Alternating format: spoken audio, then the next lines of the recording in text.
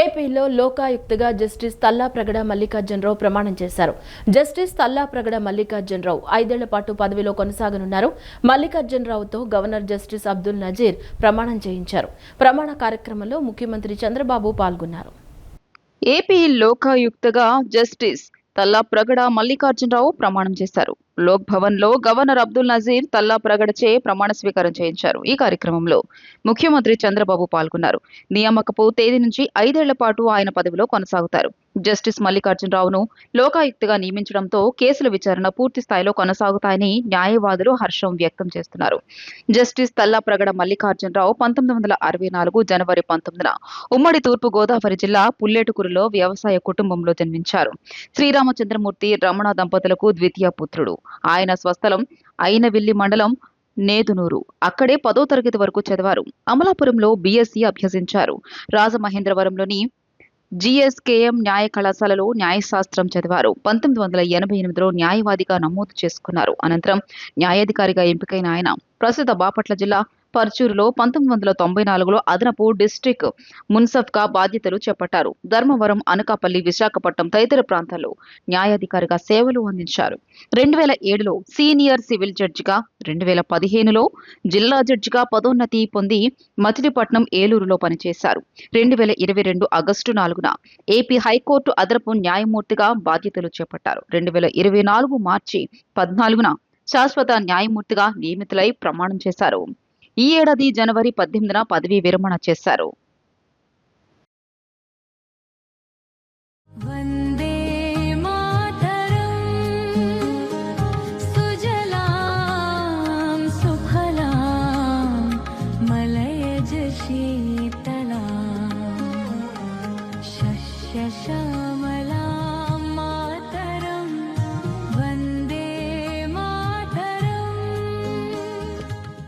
Having been appointed Lokayukta for the state of Andhra Pradesh, do swear in the name of God that I will bear true faith and allegiance to the Constitution of India as by law established, that I will uphold the sovereignty and integrity of India, that I will duly and faithfully and to the best of my ability, knowledge and judgment perform the duties of my office without fear or favor, affection or ill will, and that I will uphold the Constitution and the laws. Service ఉపాధ్యాయులకు TET నిర్వహించేందుకు పాఠశాల విద్యాశాఖ ప్రకటన విడుదల చేసింది. September 24 వరకు దరఖాస్తుల సమర్పణకు అవకాశం కల్పించింది. స్పెషల్ టీచర్ ఎలిజిబిలిటీ టెస్ట్ నిర్వహిస్తుండడం పట్ల విద్యాశాఖ మంత్రి నారా లోకేష్ హర్షం వ్యక్తం చేశారు. అంకిత భావంతో పనిచేసే ఉపాధ్యాయులు టెట్లో అర్హత సాధించి ఆత్మవిశ్వాసంతో తమ వృత్తిపరమైన ప్రయాణాన్ని కొనసాగించడానికి ఇది ఒక గొప్ప అవకాశమని ఆయన పేర్కొన్నారు. సర్వీసు ఉపాధ్యాయులకు టెట్ నిర్వహించేందుకు పాఠశాల విద్యాశాఖ ప్రకటన విడుదల చేసింది. సెప్టెంబర్ 24 వరకు దరఖాస్తుల సమర్పణకు అవకాశం కల్పించింది. హాల్ టికెట్లను అక్టోబర్ 5 నుంచి డౌన్లోడ్ చేసుకోవచ్చు. అక్టోబర్ 11 నుంచి 21 వరకు పరీక్షలు 2 విడతలుగా ఉదయం 9:30 నుంచి మధ్యాహ్నం 12 వరకు, మధ్యాహ్నం 2:30 నుంచి సాయంత్రం 5 వరకు ఉంటాయి. ప్రాథమిక కీని అక్టోబర్ 24న విడుదల చేస్తారు. నవంబర్ 1 వరకు అభ్యంతరాలు స్వీకరిస్తారు. 10న తుదికి విడుదల చేస్తారు. టెట్ ఫలితాలను నవంబర్ 15న వెల్లడిస్తామని కన్వీనర్ కృష్ణారెడ్డి తెలియజేశారు. సర్వీసులో ఉన్న ఉపాధ్యాయులకు ప్రత్యేక టెట్ నిర్వహించాలని ఉపాధ్యాయుల వినతుల మేరకు ప్రభుత్వం ఈ ప్రకటన ఇచ్చింది. ప్రత్యేక టెట్లో అర్హత సాధించిన వారు భవిష్యత్తులో నిర్వహించే ఏ ప్రత్యక్ష నియామక ప్రక్రియకు హాజరు కాకూడదని పాఠశాల విద్యాశాఖ తెలిపింది. డిఈడి, బిఈడి అర్హతలతో నియమితులైన ఎస్జిటిలు, ఎల్ఎఫ్ఎల్ ప్రధానోపాధ్యాయులు, పేపర్ 1 స్కూల్ అసిస్టెంట్లు, టీజీటీ భాషా పండితులు, ఉన్నత పాఠశాల ప్రధానోపాధ్యాయులు పేపర్ 2 పరీక్ష రాయాల్సి ఉంటుంది. ప్రాథమిక పాఠశాల ప్రధానోపాధ్యాయులుగా పనిచేస్తున్న స్కూల్ అసిస్టెంట్లు సంబంధిత సబ్జెక్టులో పేపర్ 2 పరీక్ష రాయాలి. టెట్ అర్హత మార్కుల్లో ఎలాంటి మార్పులు లేవు అని తెలిపింది. విధుల్లో ఉన్న ఉపాధ్యాయుల కోసం ఆంధ్రప్రదేశ్ ప్రభుత్వం స్పెషల్ టీచర్ ఎలిజిబిలిటీ టెస్ట్ నిర్వహిస్తుండడం పట్ల విద్యాశాఖ మంత్రి నారా లోకేష్ హర్షం వ్యక్తం చేశారు. అంకిత భావంతో పనిచేసే ఉపాధ్యాయులు టెట్లో అర్హత సాధించి ఆత్మవిశ్వాసంతో తమ వృత్తిపరమైన ప్రయాణాన్ని కొనసాగించడానికి ఇది ఒక గొప్ప అవకాశమని ఆయన పేర్కొన్నారు. అర్హులైన ఉపాధ్యాయులందరూ ఈ అవకాశాన్ని పూర్తిగా సద్వినియోగం చేసుకోవాలని, మాక్ టెస్ట్ల ద్వారా పరీక్షకు సిద్ధం కావాలని మంత్రి లోకేష్ కోరారు. ఈ స్పెషల్ టెట్ కి సంబంధించిన మరిన్ని వివరాలు, మార్గదర్శకాల కోసం https:/csc.ap.gov.in లేదా https:/tet2dsc.apcfss.in అనే అధికారిక వెబ్సైట్లను సందర్శించాలని ఆయన సూచించారు. ఈ సందర్భంగా ఉపాధ్యాయులను శక్తివంతం చేయడానికి, ఆంధ్రప్రదేశ్లో నాణ్యమైన విద్యకు బలమైన పునాది వేయడానికి అందరూ కలిసి పనిచేయాలని లోకేష్ పిలుపునిచ్చారు.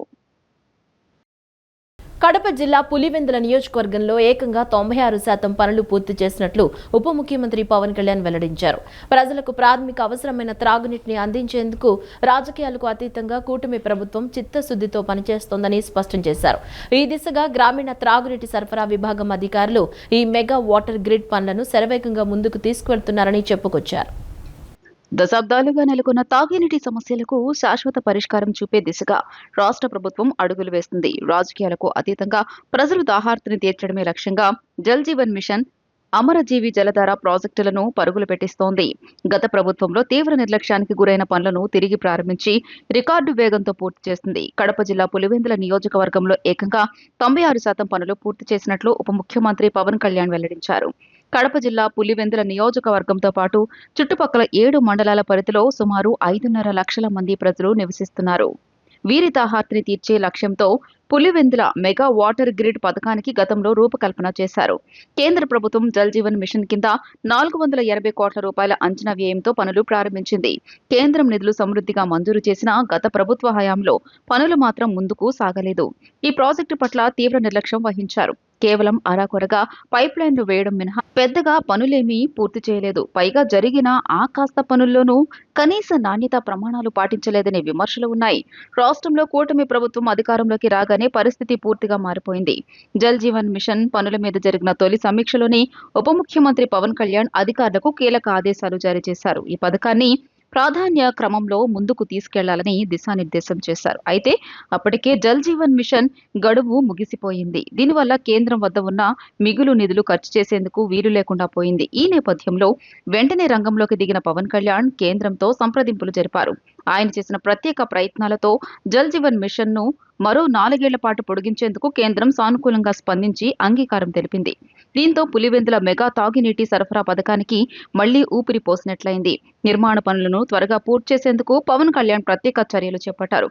గాడి తప్పిన పనులను దారిలోకి తెచ్చి పనులు వేగవంతంగా పూర్తయ్యేలా నిరంతరం పర్యవేక్షించారు.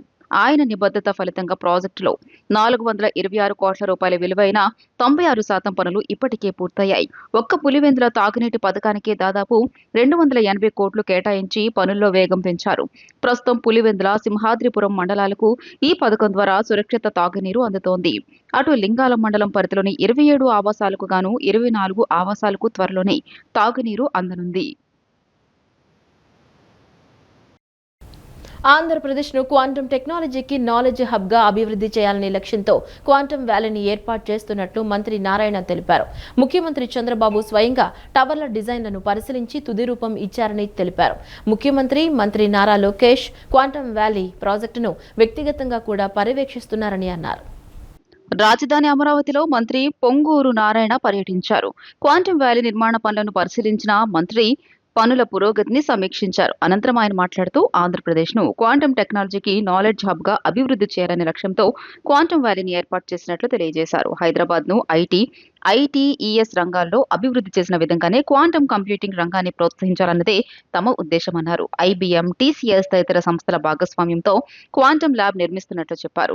45,216 చదరపు అడుగుల్లో క్వాంటం వ్యాలీ భవనాన్ని నిర్మాణం చేస్తున్నామన్నారు.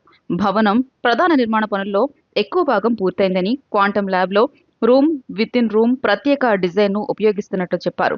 బయటి శబ్దాలు, ట్రాఫిక్ శబ్దాలు ల్యాబ్ను ప్రభావితం చేయకుండా ప్రత్యేక శబ్ద నియంత్రణ సాంకేతికతను ఏర్పాటు చేస్తున్నట్లు మంత్రి వెల్లడించారు.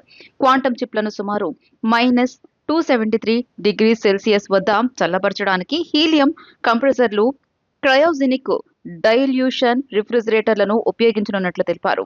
నిరంతర విద్యుత్ సరఫరా కోసం డ్యూయల్ యాక్టివ్ ఫీడర్ సిస్టమ్ను ఏర్పాటు చేస్తున్నామన్నారు. విద్యుత్ గ్రిడ్ నుంచి వచ్చే హార్మోనిక్స్ శబ్దాలను ఫిల్టర్ చేయడానికి K13 రేటెడ్ ఐసోలేషన్ ట్రాన్స్ఫార్మర్లు ఉపయోగిస్తున్నట్లు తెలిపారు.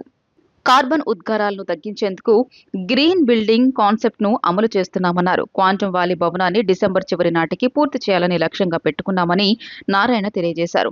మెకానికల్, ఎలక్ట్రికల్, ప్లంబింగ్ వంటి MEP పనులు రాబోయే 1 నుంచి 2 నెలల్లో పూర్తి చేయాలని భావిస్తున్నామన్నారు. IBMకు MEP పనులు చేపట్టేందుకు భవనాన్ని సెప్టెంబర్ 15న అప్పగిస్తామని తెలిపారు. క్వాంటమ్ ల్యాబ్ పక్కన మొత్తం 50 ఎకరాల్లో 2 భారీ టవర్లను నిర్మించనున్నట్లు చెప్పారు. 2 టవర్లను ఒక్కొక్కటి 48 అంతస్తుల మేర సుమారు 202 మీటర్ల ఎత్తులో నిర్మించనున్నట్లు తెలిపారు. మొత్తం విస్తీర్ణం సుమారు 37 లక్షల చదరపు అడుగుల్లో 2 టవర్లను నిర్మిస్తామన్నారు. ఈ టవర్లలో స్టార్టప్లు, డెవలప్మెంట్ సంస్థలు, వివిధ టెక్నాలజీ కంపెనీలకు స్థలాన్ని కేటాయించనున్నట్లు తెలియజేశారు. ఈ బిల్డింగ్లో కొన్ని స్పెషాలిటీస్ ఉన్నాయి. అదేంటంటే ఈ క్వాంటమ్ ల్యాబ్ ఫ్లోర్ ఏదైతే ఉందో దానికి యాక్చువల్గా రూమ్ విత్ ఇన్ రూమ్ అనే ఒక కాన్సెప్ట్ యాక్చువల్గా ఈ బిల్డింగ్ని డిజైన్ చేయడం జరిగింది. అదేవిధంగా భూమి నుంచి వెలువడే సిస్మిక్ శబ్దాలు, పరిసర ప్రాంతాల్లో వచ్చే ట్రాఫిక్ శబ్దాలను తాకకుండా జర్మన్ టెక్నాలజీతో యాక్చువల్గా దీన్ని రూపొందిస్తున్నారు. అదేవిధంగా సమర్థవంతంగా ఈ మిషన్స్ ఇవన్నీ పనిచేయటం కోసంగా ఈ యొక్క క్వాంటమ్ చిప్పులు -273 డిగ్రీస్కి చల్లబరచడానికి హీలియం కంప్రెషర్స్, క్రయోజనిక్ డైల్యూషన్ రిఫ్రిజిరేటర్ని ఇక్కడ యూజ్ చేస్తున్నారు. అదేవిధంగా ఎలక్ట్రిసిటీ నిరంతరంగా ఉండటం కోసంగా ఎటువంటి డిస్టర్బెన్స్ లేకుండా ఉండటం కోసంగా డ్యూయల్ యాక్టివ్ ఫీడర్లు, అంటే ఒక ఫీడ్ అయినా 2 ఫీడ్ ఉంటుంది లైవ్లో, అలాంటి సిస్టమ్ తీసుకొచ్చారు. నాణ్యమైన లో వోల్టేజ్ సమస్య లేకుండా విద్యుత్తును అందించడమే లక్ష్యంగా విద్యుత్ సబ్స్టేషన్ల నిర్మాణం వేగవంతం చేసినట్లు విద్యుత్ శాఖ మంత్రి గొట్టిపాటి రవికుమార్ పేర్కొన్నారు. గత ప్రభుత్వం నిర్వీర్యం చేసిన విద్యుత్ సబ్స్టేషన్లు 50కు పైగా ఉన్నాయని, వాటిని పూర్తి చేసేందుకు తక్షణ చర్యలు తీసుకున్నట్లు చెప్పారు. గత ప్రభుత్వంలో 9 సార్లు కరెంటు ఛార్జీలు పెంచారని, విద్యుత్ 13 పైసలు ట్రూ అప్ ఛార్జీలు ఈ ప్రభుత్వంలో తగ్గించామన్నారు. పరిశ్రమలు, వ్యవసాయం అన్ని రంగాల్లో ముందుకు సాగాలంటే విద్యుత్ ఎంతో ముఖ్యమైనదని, అందులో నాణ్యమైన లో వోల్టేజీ సమస్య లేకుండా విద్యుత్ను అందించడమే లక్ష్యంగా విద్యుత్ సబ్ స్టేషన్ల నిర్మాణం వేగవంతం చేసినట్లు విద్యుత్ శాఖ మంత్రి గొట్టిపాటి రవికుమార్ పేర్కొన్నారు.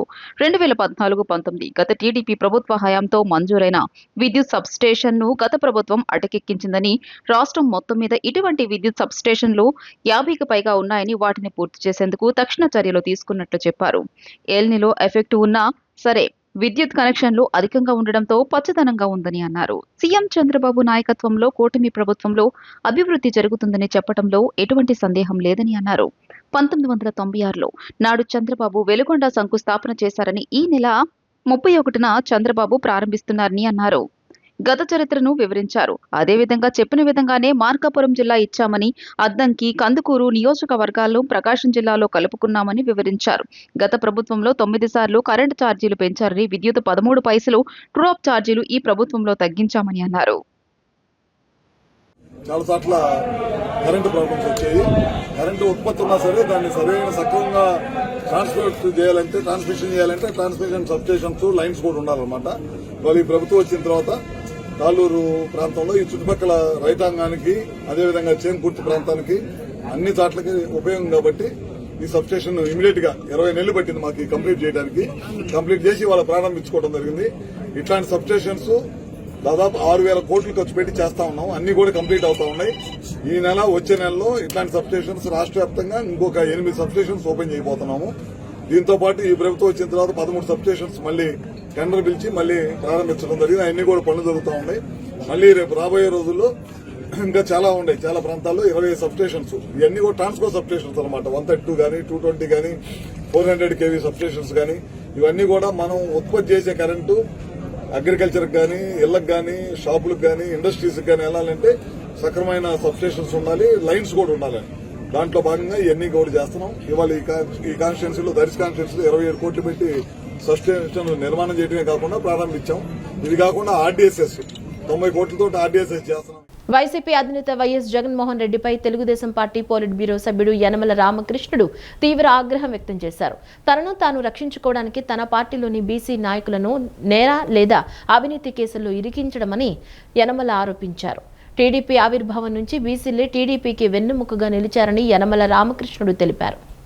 వైసీపీ అధినేత వైఎస్ జగన్మోహన్ రెడ్డిపై తెలుగుదేశం పార్టీ పొలిట్ బ్యూరో సభ్యుడు యనమల రామకృష్ణుడు తీవ్ర ఆగ్రహం వ్యక్తం చేశారు. బీసీలను ఆయన మోసం చేస్తున్నారని ధ్వజమెత్తారు.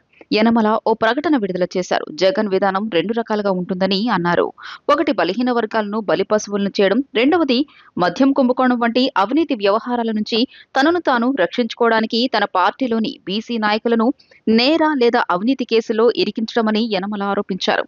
బలహీన వర్గాలు రాజకీయంగా, ఆర్థికంగా సాధికారత సాధించాలని జగన్ వైసీపీ ఎప్పుడూ కోరుకోలేదని చెప్పారు.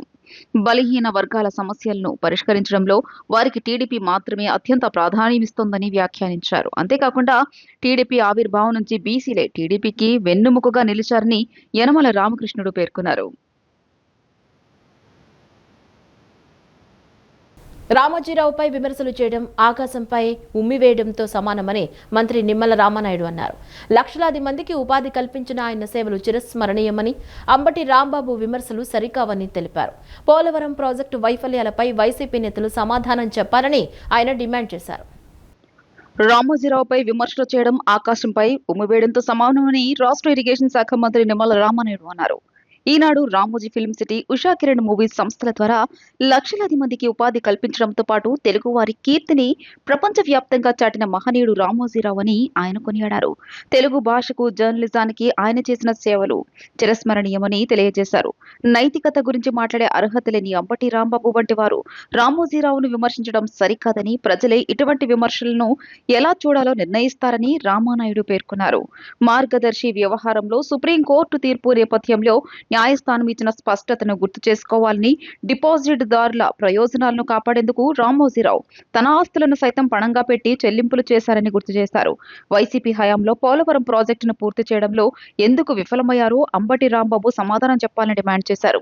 రామోజీరావు సేవలను, ఆయనపై ప్రజల్లో ఉన్న విశ్వాసాన్ని ఇటువంటి విమర్శలు ఏమాత్రం తగ్గించలేవని, ఎవరు ప్రజల కోసం నిలబడ్డారనేది ప్రజలకు బాగా తెలుసని ఆయన స్పష్టం చేశారు. తెలుగువారి యొక్క ఖ్యాతిని ప్రపంచం నలువైపులా కూడా చాటి చెప్పినటువంటి మహానుభావుడు రామోజీరావు గారు. తెలుగు భాషకు, జర్నలిజంకి రామోజీరావు గారు చేసినటువంటి సేవలు అమోఘమైనటువంటి విషయం మనందరికీ కూడా తెలుసు. ఆ కీర్తిని చూసి ఓర్వలేనటువంటి, ఏ మాత్రం కూడా నైతికత లేనిటువంటి అంబటి లాంటి వారు కూడా ఈవేళ రామోజీరావు గారు లాంటి మహనీయుడిని విమర్శించడం అనంటే ఆకాశం మీద ఉమ్మి వేయడం అని చెప్పి ఈరోజు ప్రజలందరూ కూడా భావిస్తున్నటువంటి పరిస్థితి.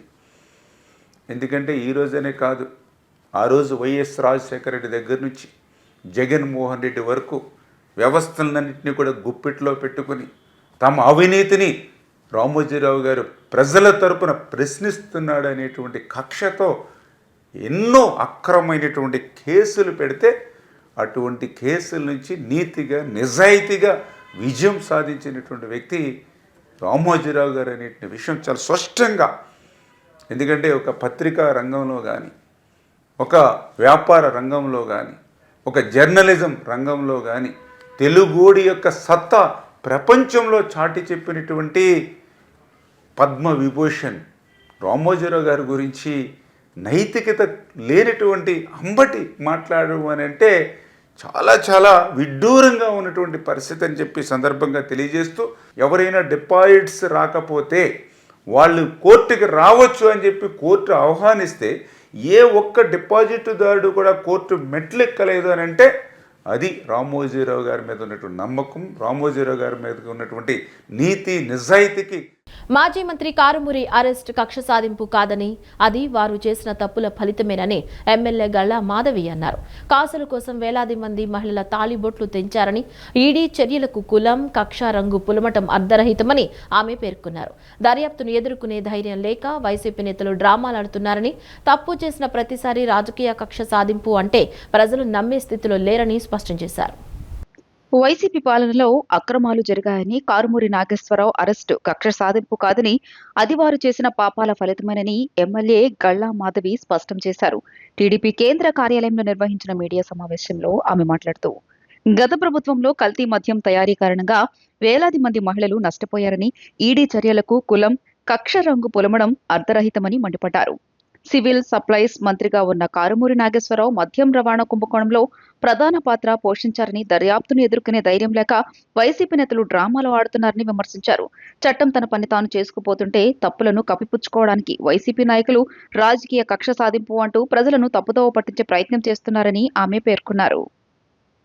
నిన్న మొన్నటి దాకా కూడా లిక్కర్ స్కామ్ గురించి మాట్లాడినా, ఈ లిక్కర్ పట్ల జరిగిన అవకతవకల గురించి మాట్లాడినా, మనకి జూలైలో ఎంపీ మిథున్ రెడ్డి గారిని అరెస్ట్ చేసినప్పుడు అప్పుడు ఈ వైఎస్ఆర్సీపీ నాయకులు కానీ జగన్మోహన్ రెడ్డి గారు కానీ తీసుకున్న స్టాండ్ గురించి మాట్లాడినా, ఈరోజు అన్నిటికీ ఒక తెర దించుతూ మరి కారుమూరి నాగేశ్వరరావు గారిని నిన్న హైదరాబాద్లో ఈడీ ఎన్ఫోర్స్మెంట్ డైరెక్టరేట్ అంటే భారతదేశంలోనే అత్యున్నత విభాగం, ఇది నేర దర్యాప్తులో అత్యున్నత విభాగమైన ఈడీ నిన్న నాగేశ్వరరావు గారిని హైదరాబాద్లో అరెస్ట్ చేసింది.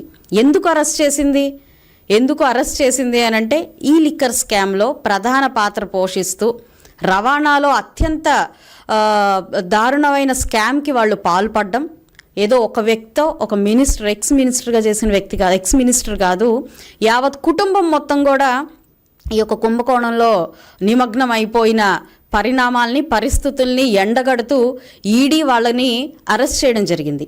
దీనికి ముందస్తుగానే వాళ్ళు బెయిల్ తీసుకోవడం కోసం వెళ్ళినప్పటికీ కూడా అత్యుత్తమమైన న్యాయస్థానమైన సుప్రీంకోర్టు దాన్ని రిజెక్ట్ చేసింది. ఒక వ్యక్తి తప్పు చేస్తూ ఉంటే, ఒక వ్యక్తి అక్రమాలకి పాల్పడుతూ ఉంటే ఇది తప్పు, ఇది ఇలా చేయకూడదని మీరు ఎప్పుడు చెప్తారు? మీ నాయకత్వం ఎప్పుడు చెప్తుంది? అంటే మీ టీంలో ఉన్న ప్రతి ఒక్కళ్ళు కూడా ఏం చేసినా కరెక్ట్ అని చెప్తున్నారా? ఏమైనా చెయ్యొచ్చు అని చెప్తున్నారా?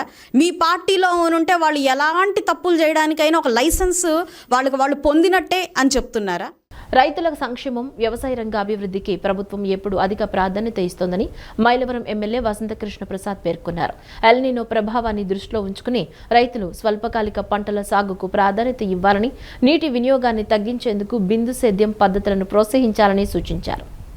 ఎన్టీఆర్ జిల్లా మైలవరంలో జిల్లా స్థాయి కిసాన్ మేళా నిర్వహించారు. ఈ కార్యక్రమంలో మైలవరం ఎమ్మెల్యే వసంతకృష్ణ ప్రసాద్ మరియు జనసేన నియోజకవర్గ ఇన్ఛార్జ్ అక్కల రామ్మోహన్ రావు ముఖ్య అతిథులుగా పాల్గొన్నారు. రైతులు ఆధునిక సాంకేతిక పరిజ్ఞానాన్ని, శాస్త్రీయ పద్ధతులను అవలంబించి తక్కువ పెట్టుబడితో అధిక దిగుబడులు సాధించాలని, తద్వారా వ్యవసాయాన్ని లాభసాటిగా మార్చుకోవాలని ఎమ్మెల్యే వసంతకృష్ణ ప్రసాద్ పిలుపునిచ్చారు. ఈ మేళాలో భాగంగా వ్యవసాయ అనుబంధ శాఖల ఆధ్వర్యంలో విజ్ఞాన ప్రదర్శనను ఏర్పాటు చేశారు. ఎల్నినో ప్రభావాన్ని దృష్టిలో ఉంచుకుని రైతులు స్వల్పకాలిక పంటల సాగుకు ప్రాధాన్యత ఇవ్వాలని, నీటి వినియోగాన్ని తగ్గించేందుకు బిందు సేద్యం పద్ధతులను ప్రోత్సహించాలని సూచించారు. అలాగే సేంద్రియ ఎరువులు, సహజ వ్యవసాయ విధానాలను వినియోగించడంపై శాస్త్రవేత్తలు రైతులకు అవగాహన కల్పించారు. రైతుల పంట సమస్యలపై నిపుణులు ముఖాముఖి నిర్వహించి తగిన పరిష్కార మార్గాలను సూచించారు. రైతుల సంక్షేమం, వ్యవసాయ రంగ అభివృద్ధికి ప్రభుత్వం ఎప్పుడూ అధిక ప్రాధాన్యత ఇస్తోందని, ఇటువంటి కిసాన్ మేళాలు రైతులకు శాస్త్రీయ విజ్ఞానాన్ని అందించడంలో కీలకమని ఈ సందర్భంగా వక్తలు అభిప్రాయపడ్డారు. ఈ కార్యక్రమంలో వివిధ శాఖల అధికారులు, శాస్త్రవేత్తలు, ప్రజాప్రతినిధులు మరియు పెద్ద సంఖ్యలో రైతులు పాల్గొన్నారు. కాకినాడలో జరిగిన ఏఈ నూకరాజు కుటుంబం ఆత్మహత్య ఘటన తీవ్ర విషాదం నింపిందని, దీని వెనుక లవ్ జిహాదీ కోణం ఉందని Bharatiya Janata party ఆరోపిస్తోంది. Rifle shooting శిక్షకుడిగా పనిచేస్తున్న సాదిక్ ఖాన్ బాధితురాలిని బ్లాక్మెయిల్ చేసి కోట్ల రూపాయలు వసూలు చేయడంతో పాటు కుటుంబంపై దారుణాలకు పాల్పడ్డాడని ఆరోపణలు వచ్చాయి.